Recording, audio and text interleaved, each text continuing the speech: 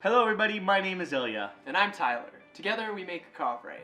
We have a very special video here for you today. It's our first top 10 games of the year! Woo woo, top 10, yeah! Super exciting.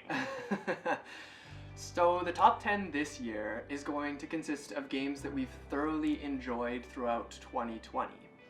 They might not be games that have necessarily come out this year, but they've been games that we've just really loved. It's also really tough to make a list of your top 10 games. So we did this very quickly, we stuck with it. Maybe our minds will change tomorrow, but for now this is our top 10. Yes, yeah. But before we dive into it, we'll do some honorable mentions. These games are games that maybe we didn't necessarily get to play a bunch of, or they just recently came out, or we recently added them to our shelf, so we can't really speak much to our experiences compared to the games that will be on our top 10 list. But who knows, maybe they'll be in our top 10 next year. Or tomorrow. Link here for the video next year. Do you want to start us off? Sure. So my honorable mentions are right here. I have 3. 3? I only have 2. So I'll run through these really quick. So the Mind Extreme is one of my honorable mentions because it's likely the most memorable board game experience we've had this year. There's just a round in here that we laughed on for hours, and it's a story that we still tell to this day. Very fun game. 4, we didn't get to play as much with other people. It's a great 2-player game, but we would love to play this more. Hence, it didn't make the list, but it's a great game, and we really enjoyed it the few times that we have played it. Yes, yeah. And then, Gods Love Dinosaurs! So this game, I really enjoyed it. It was a really interesting take on the food chain and tile placement. The meeples are fantastic. It's a very close, I want to say number 11 on my list. So, yeah. I feel like this game should be on my honorable mention as well, because it was the first game that we made a video about. It's true. So it's got a lot behind it. We gotta put it on display box now. Yeah, exactly. The Kovray shelf. And we were fortunate enough to be able to play it with a few other people, and they seemed to soak it up. So it was really nice to share. So my first honorable mention is Viscounts of the West Kingdom. This game was a blast to play. We've unfortunately only been able to play it as 2 players because of COVID, but hopefully once our province comes out of lockdown, essentially, we'll be able to share this with a few other people. Essentially though, this game has a special place in my heart because it's part of a series that I absolutely love. Garfield Games does an amazing job, and the art really is just something. We made so many mistakes playing this game first time. True, yes, yeah. Maybe that's another reason I It's a really good game now. I think this is probably my favorite of the series. Woohoo! Alright, yeah, so Viscounts. My second one is Oceans. So we actually got this game in December, and we've only been able to play it once or twice. I really enjoy this game. It's very cool. It's got this ocean concept, obviously. So pretty. Because it's called Oceans. It's really just a joy to play. Basically, you are creating different species and fighting against everybody else on the board to leech out everybody else. yeah, to like claim your spot in the ocean hierarchy. It's really fun. Yeah, Oceans. Awesome. Okay, well, let's kick things off. Number 10. Dun, dun, dun, dun, dun. My number 10 is Tiny Towns. So I really like this game. I think the best part about it is it's really fun to actually play virtually. If other people have this game, you can set up the same boards and just call resources, and it's basically a loop of a bunch of folks. Or you have those cards that you can also flip as well. We introduced this game to your family this year during the summer, so that was really fun. Yeah, it's just a great game to introduce to so many people, and it came out with a few expansions this year, which we need to get because we have not yet. But we absolutely love this, and I can see this being on our shelf for a very long time. Most definitely. So, Tiny Towns. My number 10. Raiders of Scythia. So this is another game that kind of falls in line with It's another game published by Garfield Games. Yes. Yeah. So it's very similar to Viscounts, I guess. I really enjoy worker placement games. They're probably my favorite type of board games, or mechanic at least, I guess. This game in particular, I think it's very neat that everybody is using the same workers, essentially. You just pass back and forth, and even though that this one came out this year, right? Yep. Yeah. So even though this one came out this year, we were able to play it quite a bit with both me and Ilya and a few of our friends, and it was just a blast. Yeah, we even got some friends to purchase it as well Yeah. and play it on their own with their parents. So that's Yes. really fun. Yeah. I just think it's a great game, and it had a lot of expectations because of the whole Viscount Paladins and Architects series, and it met them. Yeah, the art's really unique in this one too. I really like it. Yes. Okay. Raiders. Let's go on to number 9. 9. My number 9 is Pendulum. Interesting. Yeah, we've played a lot of this game. I really enjoyed introducing it to people, and the one thing I will say about this game is it was very interesting to see how we grew. We started playing the game obviously with the basic characters, and that was a struggle. But once we figured out how it worked, it was nice to see our gradual progression to the advanced characters. And then once we got to the advanced characters, it was cool to see our progression to exceeding those, right? So I really enjoyed this game. Yeah, you really get to see how fast you learn throughout all of it. It's Mhm. really, definitely a really interesting element of the game. Yeah. The time aspect too, it's not scary. It sounds scary, but once you start playing it, you realize that it's like, it eases you into it. It's not as stressful as some of the other real-time games for sure. Yes, yeah. So Pendulum is my number 9. And we also did a review on this one, so if you want to check that out, links down below. My number 9 is Space.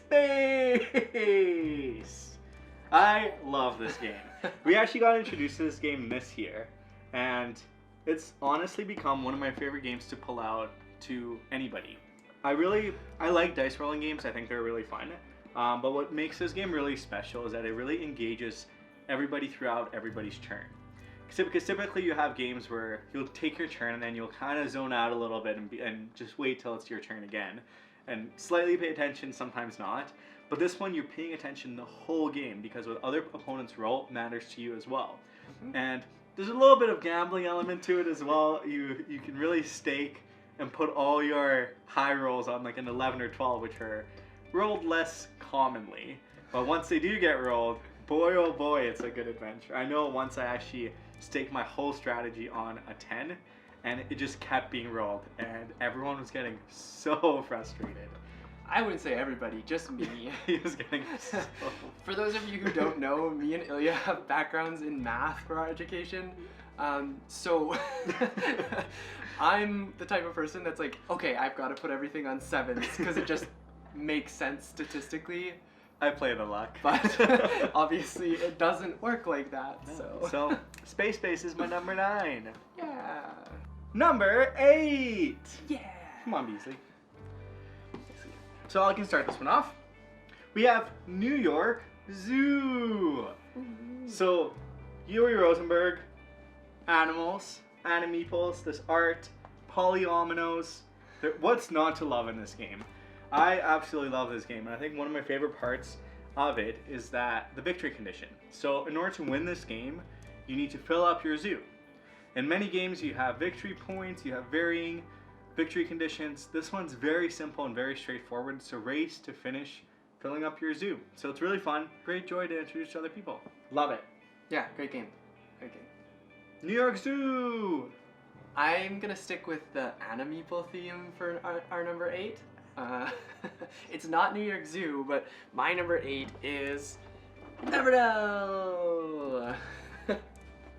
So this game is absolutely beautiful. It's another worker placement game where you're trying to put together this cute little creature town and just make the best little town possible. It has squishy berries. Yes, one of the resources It's berries and they're nice. They remind me of like bouncy balls.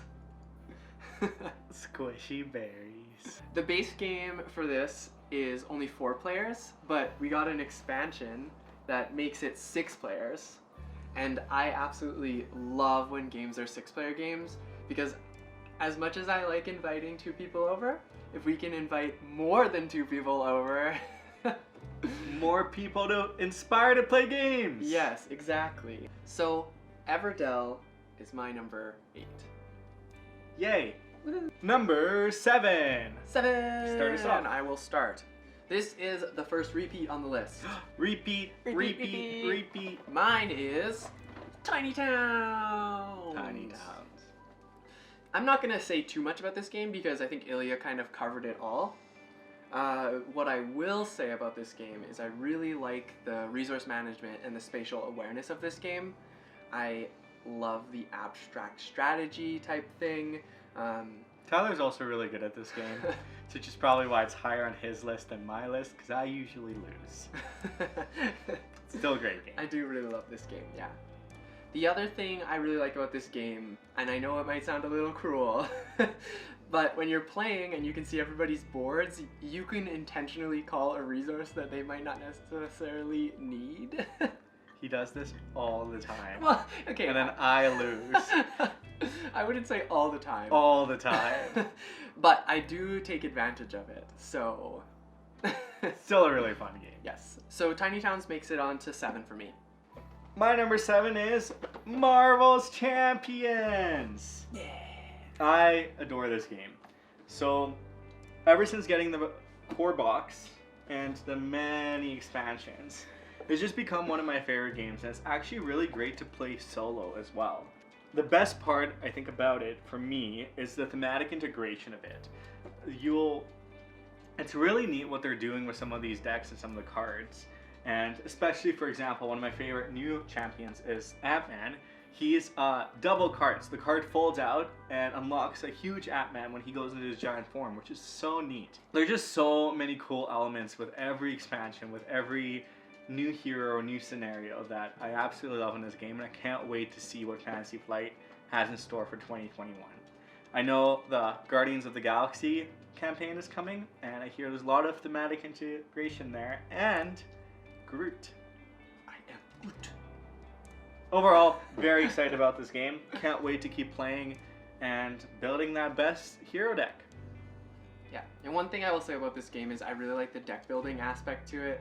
I am a sucker for anything that is deck building, so having the opportunity to kind of make that deck unique based on the champion that you pick is super cool.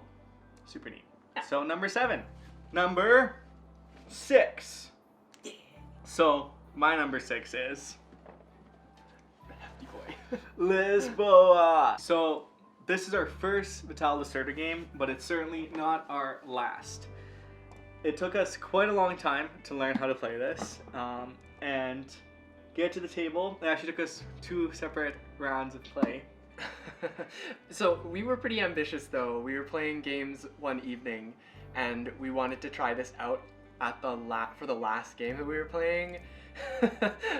It was not the smartest decision we made because it took us half hour to set up, like an hour to learn, and then by that point we were just like, maybe we'll save it. It was really good to kind of get to the table and learn all of it before playing it. Yeah. And actually seeing and interacting with all of it and understand how everything moves. So once we came back to it, we had such a good experience. And I can see this being in my top 10 list for many years to come, maybe. I really like this game. There's so much to it that it's just, genius. Yeah. I like the history behind the game too. Don't forget about that. Well, yeah, the theme, the whole game is very thematic. Everything you're doing has meaning, which is wonderful. Because a lot of games you're just pushing stuff around and trying to figure out kind of resource allocation or resource management. With this game, everything you're doing has meaning and a theme kind of behind it. So, yeah, absolutely love this game. Would recommend it to anybody. But it is a beast in itself. Definitely. So try it out. Number 6. So my number 6 is not nearly as hefty of a box. It's a party game, actually. Just one.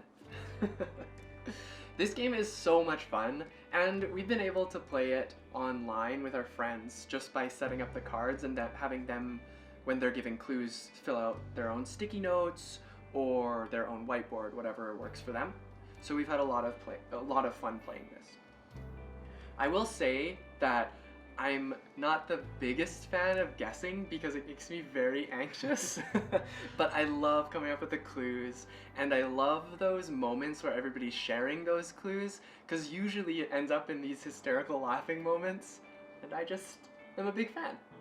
We have yet to get all 13 cards. So close. We've come so close. I think we've hit 12, but we have not hit 13. Yeah.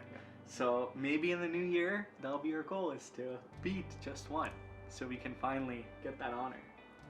Yeah! And there's a new expansion coming out in the new year that with more cards and capability for up to 9 players instead of 7. I love when there's more players. More players! So that's my number 6. Number 6. We're going with number 5. So, this is another smaller box, but that doesn't take away from the value of the game. My number 5 is The Crew. This game is absolutely amazing. I love this game. I grew up playing trick-taking games. Obviously, this adds a little bit of a twist to it because it's a cooperative game, but I think that's what makes me enjoy it so much. It's got this cool little storyline that just adds these flares to the game that I just really enjoy. And it's not that easy. It progressively gets harder, and I think it just works because for people who don't necessarily know how to play games like this, it's just an easy way to learn. I won't add too much because maybe it's on my list as well. So my number 5 is The Crew. So my number 5 is another repeat. It is Pendulum. So I actually really enjoyed this game. I know there was a lot of kind of mixed response for this game, but it is a game that I absolutely love, and like Tyler said, we played so many times this year. Tyler kind of captured everything I really wanted to say. Like the learning progression in this game is really neat. The art is wonderful. You really get to see yourself grow. You get to experience different characters. I do really like introducing this game, and I think my favorite part about playing this game is if everybody's at the same level. I know one of the struggles we've had is if people are newer to the game and we've played it many times, there's a very apparent difference. But if we're playing with people who kind of have the same shared experience of the game, then it's a really fun game, and we can just keep playing it over and over to kind of see what happens. It's truly about time optimization and managing it, so once you get the feel for the game, it becomes that much easier, and then it's just perfecting it. So Pendulum. Love it. Number 5. Number 4. Number 4. So my number 4 is Nova Luna. It's another Uwe Rosenberg game inspired by Corne van Moorsel. It takes elements of patchwork, a lot of planning ahead, very neat little abstract strategy game that we really enjoy. We introduced this to many people all over the year, and it's become one of our favorites to really pull out and just have a lot of fun with. One thing I really like about this game specifically is the chain combinations that can occur. If you get the right piece, it's so satisfying to complete 4 or 5 goals with the same piece. Oh, just the best. And also next year, there's a successor to this game coming called Sagani, and we're very excited to play that one. Yes. Yep. I really like this game, and it comes back to the cool aspect.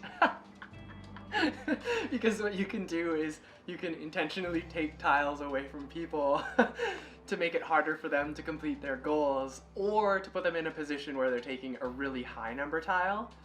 I'm not that mean, but but when it comes to these abstract strategy games, I really like making it harder for people to play this game. It's part of the joys. You gotta make it a little competitive sometimes. And it happens to me too, so like I'm not the only one who does it. That's true. That's my number 4. Good number 4. So my number 4 is the hefty box for my list. It is Tapestry.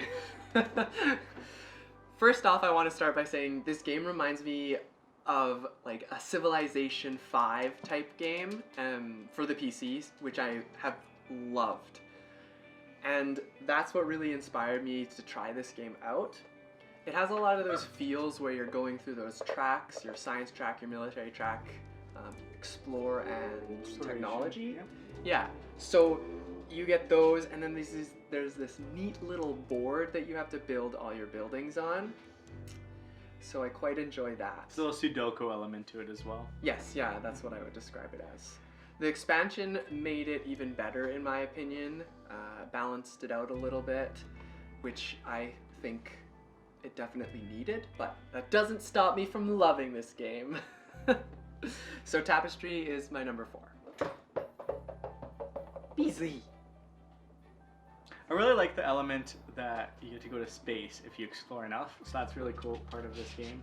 And it's a really neat because it's a condensed, Civilization games often take so long to play, and this is more of a condensed version of that Civilization piece. Yes, yeah. Number 4. Woo-hoo. So number 3, we're getting into the space where it was very hard for me to make decisions. This game in particular has me soaring high, flying in the sky, and it is, it's Wingspan. Yay. I love this game. It's so pretty, it's so much fun. It's like this engine building game where you build a sanctuary of birds and the best sanctuary wins. It's just been a joy to play. I love the idea that you have to get rid of a turn every round essentially to speed up your game. It's so educational as well too. There's birds from Europe, Oceania region, and North America, and there's little facts on them, their wingspans. There's just every little element of this game is so detailed and precise. Elizabeth Hargrave did a phenomenal job, and we can't wait to see what other expansions they have to offer. Yeah, and every single bird card is different, which is phenomenal. So if you haven't tried it yet, Wingspan. try it. And they have little mini eggs. Yes, yes. Mini eggs. Yeah, they almost look like you can eat them, but please don't. Please do not. Or you can try them, see if they're good. Number 3. So my number 3 is My City. This is a release from this year, and we actually held off getting it for quite some time. To be honest, it didn't look that great. I wasn't too inspired by it. It seemed kind of same old. But we went for it, we played it, and wow, what a game. I can't wait to play this game more. We actually had to pause our campaign just because of the pandemic, but I can see us getting more of the copies of this game, playing it with different people, introducing it to Tyler's family, for example, to my family. It's a game that's so much fun, and I really hope they do various renditions of this mechanic of the game. It's a smaller legacy game. It's way quicker to play. It's a polyomino style kind of filling map piece, but it's just wonderful, and there's a storyline to it. If you're winning a lot, it gives you kind of hurdles to get through. If you're losing a lot, it gives you benefits so you can catch up. It's so well thought out. Rainer Knizia did a phenomenal job, and can't wait to keep playing this many, many, many times. I love this game.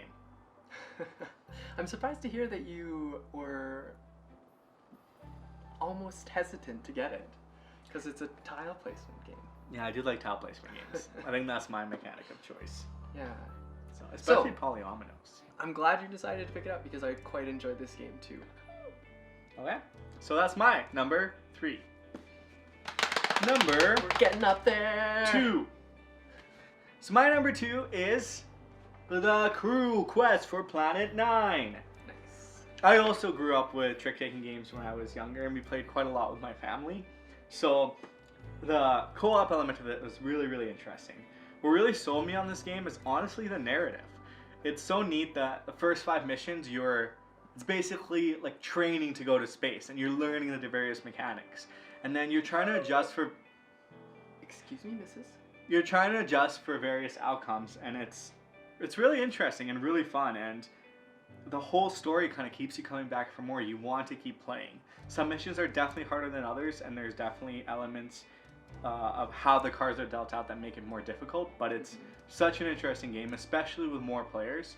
You really feel like you're part of the crew and building that bond of going to space and discovering the Planet 9, which is not Pluto.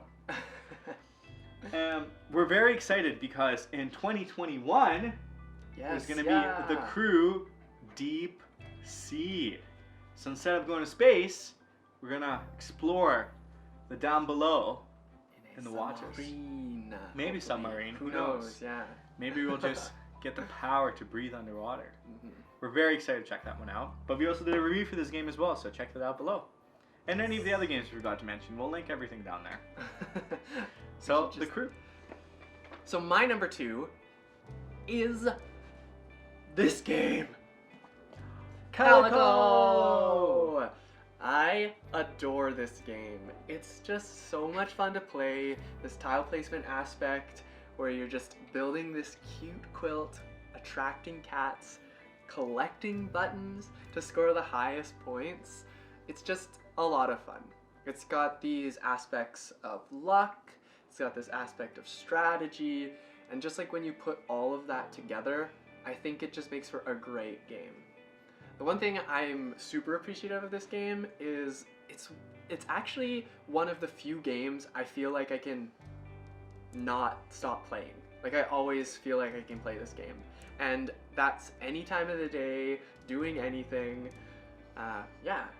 My favorite memory actually with this game was playing it sitting down drinking lattes for the first time. I'll never forget that. Number 2. Wait, don't put it away just yet, because it's my number 1. Yeah! So, Calico was a game that we kickstarted last year, and boy oh boy are we happy we did that. This game is an absolute wonder for all the reasons that Tylor said. What I particularly like about it is it looks very cozy, it looks very fun and relaxing. It's not. It's a little bit stressful. It gets down to the wire. You're going into the game, you're like, I'm going to get all these goals, I'm going to get all the buttons, I'm going to get all the cats. And then you have 2 spots left and you've got 1 cat and maybe 2 buttons. Yeah. And you're just not having a really lucky or fortunate game. And Tylor keeps taking all your pieces like he does in every other game. So, but overall, I really enjoyed this game. The one thing Tylor didn't mention as well is there's a scenario list. Yes. Which is so much fun because not only can you play the game competitively, you can also play against the game and try to reach various scores of various conditions and kind of get through all those levels because they get progressively harder and they're pretty tough. Yeah. But it is a game that you also get better and better at. You'll score pretty low when you first play, but then you'll get better and better throughout the game as you learn kind of different strategies and optimizing that luck for the best ability. Very excited for Cascadia, which is another game that's coming out from Flat Out Games for next year. Yeah. Cascadia. Did we kickstart that one? We did. Woo! I'm very excited. Okay, so that's my number 1. Number 1. Ooh, okay, my number 1. Probably to nobody's surprise, actually, because we've mentioned I'm pretty sure I mentioned it not only in this video, but throughout our blogs, throughout our other videos. It has definitely been mentioned. It is. Paladins of the West Kingdom. So this is the predecessor of Viscounts. It goes Architects, Paladins, then Viscounts. Yes, yeah. Although all 3 of them are very different games, they're based off the same kingdom, and this game in particular is more of a heavy worker placement game with strategizing elements. I think what I really enjoy about this game is the numerous complexities. So there's so many different ways to win, there's so many different ways to get points, there's so many different ways to do like combinations of how to win the game. I really just love this game. I don't know what else to say about this game besides that I love it. Every time we have people over or we play games, Tylor asks if we can play Paladins. Yes, yeah. But it is a really fun game, and I think it's really, really fun at higher player counts too.